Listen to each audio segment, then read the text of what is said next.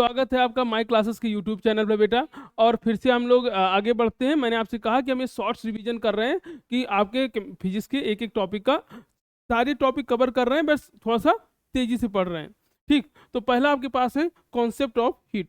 ठीक है, तो हीट क्या होता है? Heat is a form of energy. ठीक, और किसी भी ऑब्जेक्ट को अब देखो, each object containing a matter which made up of molecule, these molecule are constant state in motion that give a kinetic energy and also the force of attraction between the molecule are give a potential energy। ठीक है, तो कोई भी object होगा तो ये क्या है कि वो उसके मॉलिक्यूल कंटिन्यूअस मोशन में रहेंगे, जिसकी वजह से उसके पास एनर्जी रहेगी। और वो एनर्जी दो तरीके होती है, काइनेटिक एनर्जी, एक पोटेंशियल एनर्जी। ठीक है, heat energy in is a internal energy of these molecule. तो जो मॉलिक्यूल के पास इंटरनल एनर्जी है, जिसकी वजह से मॉलिक्यूल मोशन में है, ठीक है, यही क्या है? आपकी हीट एनर्जी है, या यही क्या है बेटा? काइनेटिक एनर्जी है। ठीक है, इसकी यूनिट क्या होती है? जूल। एसआई यूनिट जूल है, सीजीएस यूनिट क्या है? अर्ग है। ठीक है, 1 कैलोरी में कितना होगा? 4.186 जूल। ठीक है, 1 किलो कैलोरी कितना होता है? 1000 कैलोरी के बराबर होता है। अब टेम्परेचर क्या है बेटा? तो हीट को मेजर करने की जो मतलब टेम्परेचर क्या है? डिग्री ऑफ हॉटनेस, यानी कोई किसी चीज़ के अंदर कितना हीट है, ये उसका टेम्परेचर बताता है। याद रखना कि टेम्परेचर ये बताएगा कि हीट कितना है। ठीक है, तो हीट किसी के भी ऑब्जेक्ट के अंदर, किसी भी सब्सटेंस के अंदर अमाउंट ऑफ हीट हम कहाँ से पता चलते हैं कि उसका टेम्परेचर कितना है? अब टेम्परेचर की तीन चीज़ें हैं। टेम्परेचर हम क्या करते हैं बेटा? टेम्परेचर आप केल्विन में भी मेजर करते हो, और टेम्परेचर को आप सेल्सियस में मेजर करते हो, टेम्परेचर आप फ़ारेनहाइट में मेजर करते हो। केल्विन जो है वो एसआई यूनिट है टेम्परेचर का। ठीक है, बाकी सेल्सियस और फ़ारेनहाइट जो हम यूज़ करते हैं।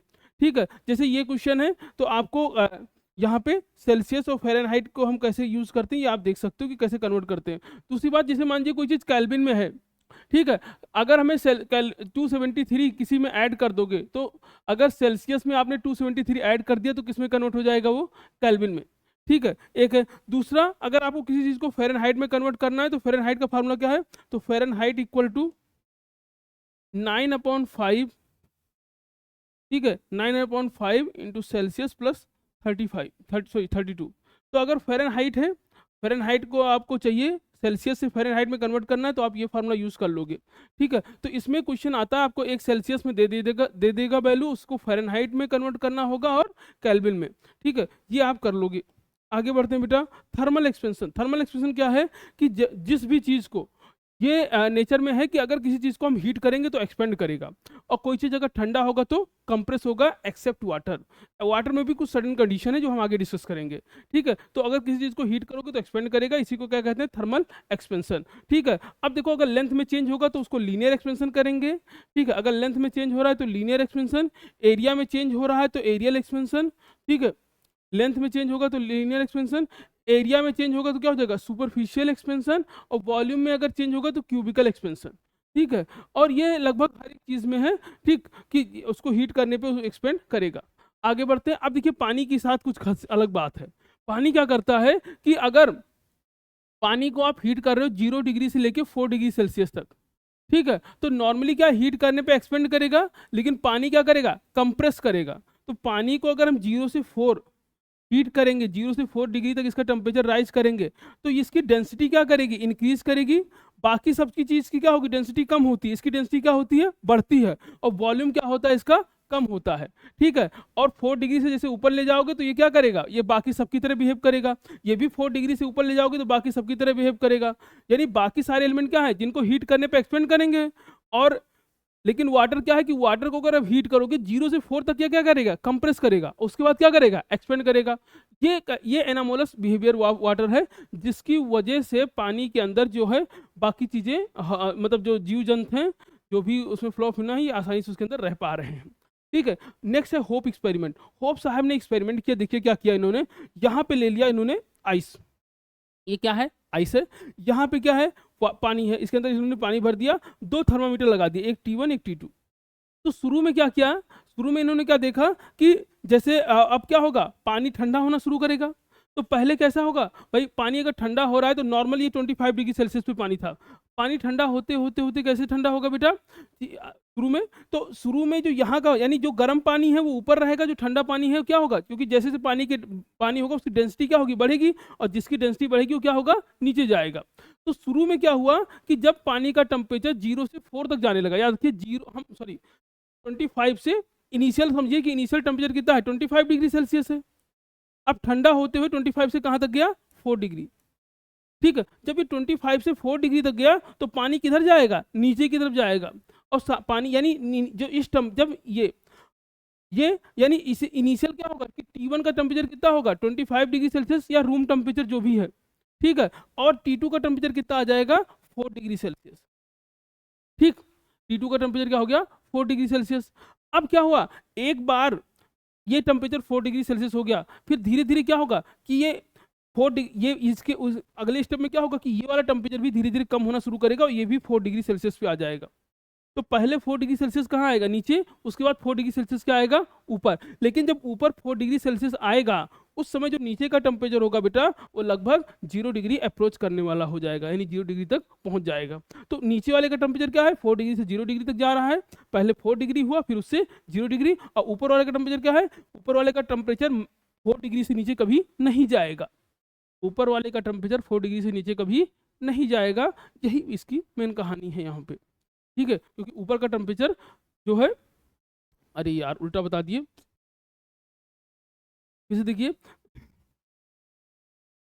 अरे फिर से देख लो बेटा, वो क्या रहा है कि जैसे ऊपर का टेम्परेचर शुरू में कितना है 25 डिग्री सेल्सियस और नीचे का टेम्परेचर कितना है 4 डिग्री सेल्सियस। ठीक है, अब अगले स्टेप में क्या होगा कि पानी और ठंडा होता जाएगा, तो ऊपर वाले का नीचे का तो 4 डिग्री सेल्सियस फिक्स हो गया, नीचे का टेम्परेचर 4 डिग्री सेल्सियस फिक्स हो गया, ये चेंज अब नहीं होगा, और ऊपर वाले का चेंज होते होते कहाँ तक चला जाएगा 0 डिग्री सेल्सियस तक। ठीक है, क्यों ऐसा होगा, यानी आप देखिए नीचे वाले का ग्राफ क्या है, फिक्स है, ग्राफ कहीं बना होगा अगर, हाँ ये देखो, तो ये देखो T1 जो टेम्परेचर है, यहाँ पे T1 दे रखा है, ये T2। अब T2 जो नीचे वाला है बेटा उसका टेम्परेचर 4 डिग्री से नीचे कभी नहीं गया, लेकिन ऊपर वाले का टेम्परेचर क्या हुआ, शुरू में तो कांस्टेंट था 12 डिग्री था रूम टेम्परेचर पे था, लेकिन उसके बाद क्या हो गया ये 0 तक चला गया। तो ऊपर वाले का अब ऐसा क्यों होता है जरा समझिए, जैसे ये पानी ठंडा होगा, जो पानी ठंडा होगा क्या होगा नीचे जाएगा, नीचे गया 4 डिग्री, अब अगर वो और ज़्यादा ठंडा हो गया तो क्या होगा, वो फिर से एक्सपेंड करेगा ऊपर आ जाएगा। तो जो जिसका टेम्परेचर 4 डिग्री से भी कम होगा वो पानी कहाँ चला जाएगा, ऊपर, इसलिए ऊपर वाले का टेम्परेचर 0 तक जाएगा, लेकिन जो 4 डिग्री तक रहेगा वो कहाँ रहेगा, नीचे ही रहेगा। ठीक है, ये बेसिक कॉन्सेप्ट है, इस पर आपको याद रखना है कि नीचे वाले का जो नीचे थर्मामीटर लगा इसका टेम्परेचर 4 डिग्री सेल्सियस तक ही जाएगा, और जो ऊपर थर्मामीटर लगा है बेटा उसका टेम्परेचर 25, जो भी रूम टेम्परेचर हम 25 ले रहे हैं, जो भी रूम टेम्परेचर है वहां से लेके 0 तक जाएगा। ठीक है, तो आप देख लो कि ऊपर वाले का जो है टेम्परेचर शुरू में क्या है कांस्टेंट है, और फिर तक कहाँ तक गया 0, और नीचे वाले का क्या हुआ शुरू से गिरना शुरू किया 4 पे आके रुक गया, इसके नीचे वो नहीं गया। ठीक, फिर आते हैं consequences of anomalous expansion. Anomalous expansion की वजह से ही कि जो है preserving aquatic life in very cold weather, इससे क्या है पानी के अंदर जो एक्वेटिक लाइफ है उनको जो है प्रिजर्व किया जाता है। और क्या है ब्रस्टिंग ऑफ, इससे क्या होगा पाइप जो है फट जाती है जब बहुत ज़्यादा टेम्परेचर डाउन होता है, क्योंकि वो एक्सपेंड करते हैं। ठीक, आगे बढ़ते हैं, एनर्जी फ्लो इन इकोसिस्टम। अब एनर्जी फ्लो इन इकोसिस्टम क्या है कि हमारे एटमॉस्फेयर में energy needed for all biological activity, हर एक ऑब्जेक्ट को जो भी है इस एटमॉस्फेयर में सबको एनर्जी चाहिए। ठीक है, the light is a form of light from the sun is used as follows, जो सन से लाइट आती है उसका एटमॉस्फेयर में जाता है, फिर heating of water and land and plant, तो इस तरह सब लोग यूज़ करते हैं। आपको पता है कि सन से जितनी लाइट आती है उसका हम पॉइंट में कुछ परसेंट ही यूज़ कर पाते हैं, पॉइंट में है वो, 1% भी नहीं है, और उतने में ही देखिए ये हाल है। ठीक, आगे बढ़ते हैं, देखिए तो है क्या कि जैसे सन से लाइट आई, ठीक, अब इसने क्या किया यहाँ से ये एनर्जी लिया, अब ये अलग अलग क्या होगा इस फॉर्म में एनर्जी इसे सर्कुलेट करता रहेगा कि सन से इस छोटे से कीड़े इसको एनर्जी मिली, फिर इससे क्या हो गया इसको जो है इसने खा लिया इसको एनर्जी मिली, इसको इसने खा लिया इसको जो है ये ह्यूमन ने पकड़ा इसको एनर्जी मिली, या इसको सीधा ये भी खा सकता है बगुला, ठीक है, तो इसको भी एनर्जी मिल जाएगी। ठीक, तो यानी क्या है कि जो एनर्जी है हमारे उसमें वो क्या होगा कंटिन्यूस फ्लो कर रही है। जो बस एक समझिए कि एक व्यक्ति से एक उससे दूसरी में एक आप ऐसे समझो कि एक एनिमल से दूसरी में जो एनर्जी ट्रांसफर होगी उसके पास जितनी एनर्जी उसका 10% ही ट्रांसफर होगा।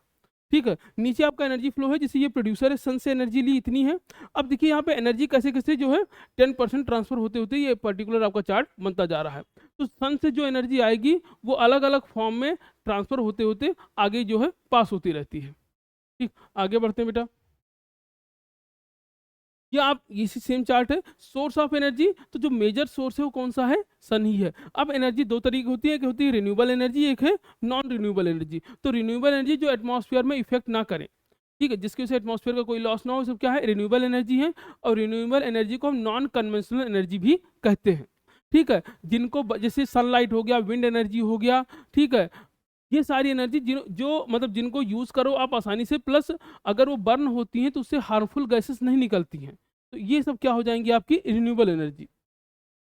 ठीक है, इसमें क्या आएगा, देखिए सन आ रहा है आपका रिन्यूएबल एनर्जी में, सन आ गया, विंड आ गया, वाटर का जो वाटर से हम लोग बायोमास है ये भी क्या है, रिन्यूएबल एनर्जी है, टाइड से ओशियन एनर्जी है, ठीक है, जियोथर्मल एनर्जी है, nuclear fuel as a source of energy. तो न्यूक्लियर फोर्स जो न्यूक्लियर फ्यूल है इसमें भी जो है ये भी एक तरीके का एनर्जी का सोर्स है। ठीक, अब नॉन रिन्यूएबल एनर्जी या कन्वेंशनल एनर्जी, इसमें वो एनर्जी सोर्सेज हैं बेटा जो क्या करते हैं, लिमिटेड अमाउंट में प्रेजेंट है पहले तो, और ये इफेक्ट करते हैं। ठीक है, ये लिमिटेड अमाउंट में प्रेजेंट है, प्लस ये बर्न होंगे तो एटमॉस्फेयर को कहीं ना कहीं हार्म करेंगे, इफेक्ट करेंगे। इसमें क्या आता है बेटा, कोल, पेट्रोलियम, नेचुरल गैस, सीएनजी, ठीक है, ये आपका कंप्रेस नेचुरल गैस इसमें आते हैं। Production of electricity from the solar, अब देखो हम इलेक्ट्रिसिटी अलग अलग चीज़ों से यूज़ करते हैं, जैसे थर्मल प्लांट, पावर प्लांट है आपका, विंड का पावर प्लांट है, ऐसे सोलर पावर प्लांट है आजकल सबके छत पे देखने को मिल रहा है आपको। तो ये भी क्या है कि ये सनलाइट से जो मिलती है इलेक्ट्रिसिटी, इसको सॉरी सनलाइट, सन से जो एनर्जी मिलती है उसको इलेक्ट्रिसिटी फॉर्म में ये कन्वर्ट कर लेता है। और ये काम कैसे होता है, सोलर सेल के द्वारा। ठीक, तो सोलर सेल क्या करता है, सन जो लाइट एनर्जी उसको इलेक्ट्रिकल एनर्जी में कन्वर्ट करता है। ठीक, आगे बढ़ते हैं बेटा। इसके अलावा इसके एडवांटेज भी हैं, डिसएडवांटेज भी हैं कि इसकी कॉस्ट बहुत ज़्यादा होती है, इफिशियंसी कम होती है। ठीक है, और जो सोलर पावर प्लांट हैं, ठीक, इनको जो है ये तभी काम करेंगे जब सन हो, यानी दिन के समय ही काम करते हैं। ठीक, अब आते हैं विंड एनर्जी, ये भी कॉस्ट ज़्यादा है इसकी भी, बस इसमें क्या है कि इसमें विंड को यूज़ किया जा रहा है, जिसको एनर्जी प्रोडक्शन के लिए थ्रू विंड एनर्जी में इसका एनर्जी प्रोड्यूस करते हैं, यानी विंड के थ्रू आप इससे एनर्जी प्रोड्यूस करते हो। ठीक है, इसका भी एडवांटेज और डिसएडवांटेज है। एडवांटेज ये है कि एक बार मतलब ये प्योर फॉर्म ऑफ एनर्जी है, ठीक है, ये हार्म नहीं करता है। और डिसएडवांटेज या लिमिटेशन इसकी ये है कि इसके लिए आपको पहले तो बहुत तेज़ विंड होना चाहिए, प्लस इसकी जो कॉस्ट है वो बहुत ज़्यादा होती है। ठीक है, हायर क्लास होती है। फिर है production of electricity from hydro energy, इसमें क्या है कि हम क्या करते हैं, एक डैम बना देते हैं जिसमें पानी इकट्ठा होता है रिजर्वर में, और वहाँ से आप टरबाइन पे पानी डालते हो जिससे टरबाइन रोटेट करती है, और वहाँ से हम इलेक्ट्रिसिटी प्रोड्यूस करते हैं। ठीक है, ये भी प्योर फॉर्म है एनर्जी है, लेकिन इसका डिसएडवांटेज क्या है कि बहुत सारा एरिया पानी के अंदर कवर हो जाता है। ठीक है, और इसमें जो लिमिटेशन ये है कि थोड़ा कॉस्ट इसकी महंगी होती है, और वहाँ जहाँ भी डैम बनाते हैं वो लार्ज एरिया ऑक्यूपाई करता है। ठीक, फिर आपके पास क्या है, न्यूक्लियर एनर्जी। न्यूक्लियर एनर्जी में दो एनर्जी होती है, एक है फिजन है, एक है फ्यूजन। तो हम जो एनर्जी यूज करते हैं न्यूक्लियर फिजन की यूज करते हैं।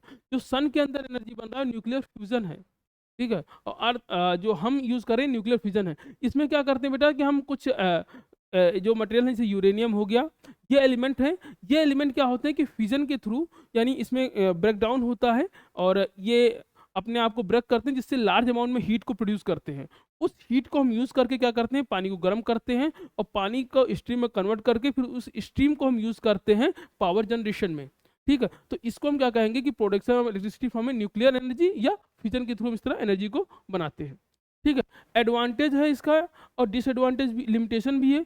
एडवांटेज क्या है यूजिंग अ न्यूक्लियर एनर्जी का बेटा, हम न्यूक्लियर एनर्जी को यूज़ करने का जो मेन एडवांटेज है आपके पास कि ये इसमें जो वेस्टेज है वो बाकी से कम है। ठीक है, और इसमें लार्ज अमाउंट में एनर्जी प्रोड्यूस हो रही है।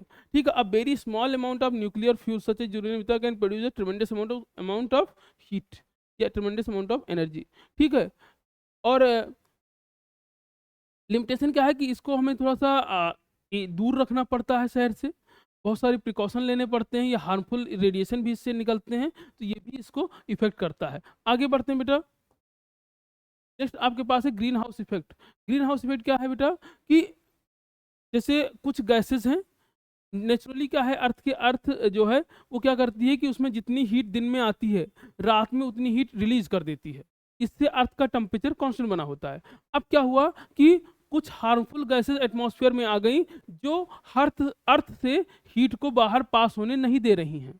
कुछ हार्मफुल गैसेस आ गई एटमॉस्फेयर में जो अर्थ से हीट को पास होने नहीं दे रही हैं। तो ऐसी हीट, इससे क्या होगा कि अर्थ से हीट बाहर पास नहीं होगी, और इसी को हम कहते हैं ग्रीन हाउस इफेक्ट। ठीक, तो ग्रीन हाउस इफेक्ट क्या है? The cloud and the green house gas prevent the large fraction of radiation give out the earth surface being a escape into the space. ठीक,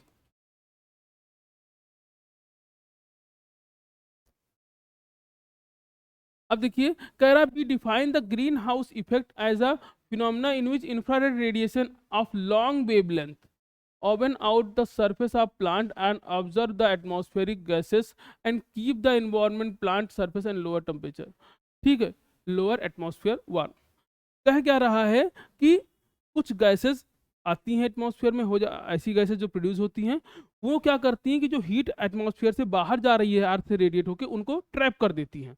तो जिससे अर्थ के अंदर हीट, अर्थ से हीट बाहर नहीं जा पाती है। अब चूंकि हीट रुकेगी तो अर्थ का टेम्परेचर क्या होगा? राइज करेगा, इससे अर्थ का टेम्परेचर राइज हो जाता है। अब ग्रीन हाउस इफेक्ट की वजह से क्या होता है? Global warming. ग्लोबल वार्मिंग क्या है कि चूंकि अब हीट, अर्थ का टेम्परेचर राइज हो रहा है, इससे पूरे अर्थ का जो है टेम्परेचर क्या होगा? बढ़ जाएगा पूरे अर्थ का। इस फिनोमेना को, यानी जो पूरे अर्थ का टेम्परेचर राइज हो रहा है, इसको हम क्या कहेंगे? क्या है? ग्लोबल वार्मिंग है। Global warming means increase the average effective temperature of earth surface. ठीक है, increase in the amount of green house gas. तो जैसे जैसे ग्रीन हाउस गैसेस एटमॉस्फेयर में बढ़ेंगी, वैसे वैसे क्या होगा? ग्लोबल वार्मिंग बढ़ता जाएगा। ठीक है, फ्यूचर प्रेडिक्शन, अगर हम ऐसे ही मतलब हम इन चीज़ों को, गैसेस को रोकेंगे नहीं, तो धीरे धीरे क्या होगा कि ये चीज़ें बढ़ती जाएंगी। ठीक है, और ये बहुत ज़्यादा इफेक्ट करेंगी। फिर आपसे क्या कह रहा है? Way to minimize the global warming. हम कैसे कैसे मिनिमाइज कर लेते हैं? टेक्नोलॉजी को यूज़ करिए ज़्यादा से ज़्यादा। ठीक है, और उसको मेजर करिए। हम ऐसी गैसेस को प्रोड्यूस ना करें जो ज़्यादा से ज़्यादा एटमॉस्फेयर में इफेक्ट करे। तो बेटा यहीं पे बाइंड अप करते हैं। लाइक करिए, सब्सक्राइब करिए। जो भी डाउट है, कुछ जल्दी जल्दी में एक आध शुरू में गलतियाँ हुई हैं, उसको आप समझिएगा, मैंने वहीं पर करेक्ट कर दिया है उस चीज़ को। ओके बेटा।